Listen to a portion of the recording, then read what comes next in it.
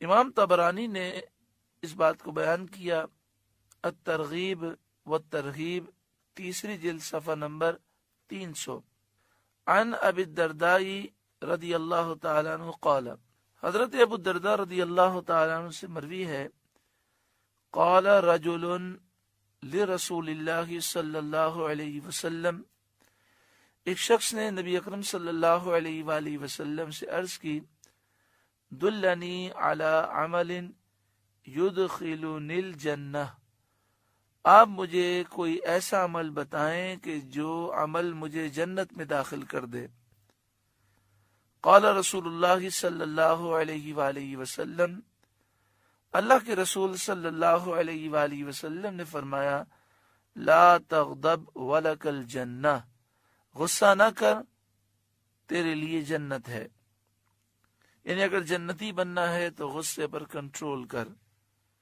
دیکھیں، غصہ ایک انسان کی فطرت ہے، فطری تقاضے ہوتے ہیں کہ بات بری لگ جاتی ہے، غصہ آ جاتا ہے، تو اس سے تو انسان کو کنٹرول نہیں ہے، لیکن اب اس غصے کا اظہار نہ کرے، اور اگر اس غصے کا اظہار کرے تو شریعت کے حدود میں رہ کر کرے، کسی کی دل آزاری نہ کرے، کسی کا دل نہ دکھائے، کسی کی غیبت نہ کرے، چغلی نہ کرے، کسی پہ ظلم نہ کرے، کسی پر ہاتھ نہ اٹھائے، کسی کے حقوق پامال نہ کرے، شریعت کی حدود میں رہے، اور جو اس طرح کرتا ہے وہ گناہگار نہیں ہوتا۔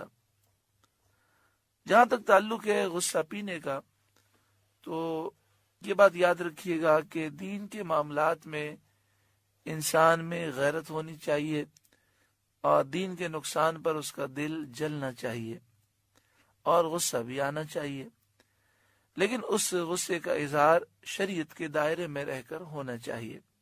جہاں تک دنیاوی معاملات کا تعلق ہے تو اس میں فضیلت یہ ہے کہ دنیاوی نقصان کی صورت میں انسان صبر کرے اور عفو و درگزر سے کام لے اور معاف کر دے۔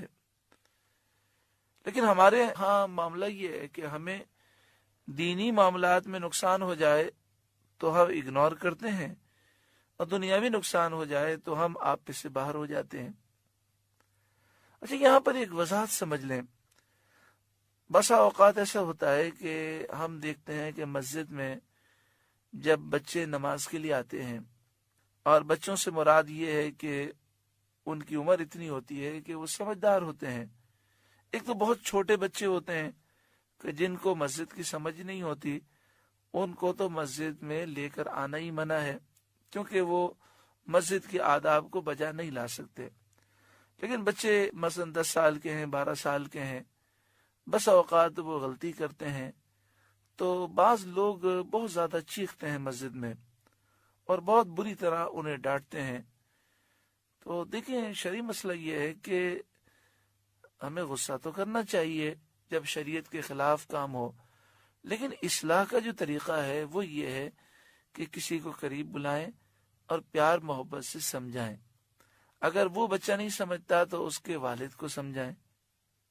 ایسا نہیں ہونا چاہیے کہ مسجد میں ہم خود اتنا چیخنے لگیں کہ جو لوگ عبادات کر رہے ہیں ان کو تکلیف پیدا ہو۔ اسی طرح بسا اوقات بعض لوگ اصلاح کا انداز ایسا اختیار کرتے ہیں کہ سامنے والے کی اصلاح نہیں ہوتی بلکہ وہ دین سے مزید دور ہو جاتا ہے۔ تو ہمیں چاہیے کہ ہم بڑے پیار سے، محبت سے اصلاح کریں۔ اعلی حضرت امام اہل سنت امام احمد رضا علیہ رحمہ کی خدمت میں ایک سید صاحب حاضر ہوئے۔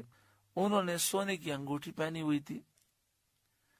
اعلی حضرت امام اہل سنت اصلاح بھی کرنا چاہتے تھے اور سید زادے کا ادب بھی رکھنا چاہتے تھے۔ تو آپ نے فرمایا کہ یہ انگوٹھی اگر آپ تحفتاً مجھے دے دیں تو کتنا اچھا ہو جائے۔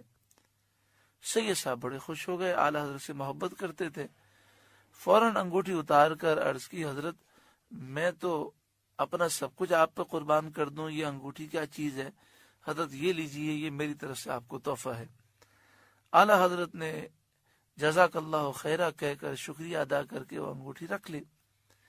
پھر آپ نے یہ انگوٹھی سنار کو بھیجی اور اس میں مزید سونا ملا کر عورت کا ایک زیور آپ نے تیار کرایا، اور پھر आला हजरत इमाम अहले सुन्नत ने सैयदजादे के घर पर ये जेवर भेज दिया और साथ में मसला भी लिख दिया कि सोने की हकदार खवातीन हैं, तो ये सैयदजादी की खिदमत में ये जेवर मैंने पेश किया है, आप उन्हें पहना दें, और ये बात याद रखें कि मर्द के लिए सोना हराम है। इसी तरह आला हजरत इमाम अहले सुन्नत की खिदमत में एक सैयदजादे आए, तो वो अंग्रेजी लिबास में मलबूस थे और चेहरे पर दाढ़ी शरीफ भी नहीं थी। आपको तारुफ कराया गया और ये बताया गया कि ये फला अफसर हैं, फला ओहदे पर फाइज हैं। आला हजरत ने कोई खास तवज्जो न दी। जब ये कहा गया कि ये सैयदजादे हैं, तो आला हजरत ने इंतहाई ताजीम और तौकीर का अंदाज इख्तियार फरमाया। आपने उनका अदब किया और उन्हें खास मकाम पर अपने साथ आपने जगह अता फरमाई और बड़ी ताजीम से उन्हें बिठाया। आपने उनकी इस्लाह इस अंदाज में की। आपने फरमाया कि सैयद साहब, आप जिस महकमे में काम करते हैं उस महकमे में कुछ अफसर भी होते होंगे, तो अफसर जब पैगाम आपको भेजते हैं तो क्या आप उस पैगाम पर अमल करते हैं? तो उन्होंने कहा बिल्कुल करते हैं, अफसर जो हैं उनकी बात तो मानना जरूरी है। तो आपने फरमाया कि अफसर का पैगाम कोई लेकर आए तो आप उस पैगाम लाने वाले को देखते हैं या पैगाम को देखते हैं? तो उन्होंने कहा सीधी सी बात है, पैगाम लाने वाला कोई भी हो, अफसर का जब पैगाम हमारे पास आता है तो हम अफसर के पैगाम को देखते हैं। तो आला हजरत इमाम अहले सुन्नत ने इंतहाई आजिज़ी से काम लेते हुए आपने फरमाया, मैं इंतहाई गुनाहगार, सियाकार और हकीर फकीर बंदा हूँ, मगर मैं आपके आका व मौला और आपके नाना जान रहमत आलमियान सल्लल्लाहु अलैहि वसल्लम का फरमान आप तक पहुँचा रहा हूँ।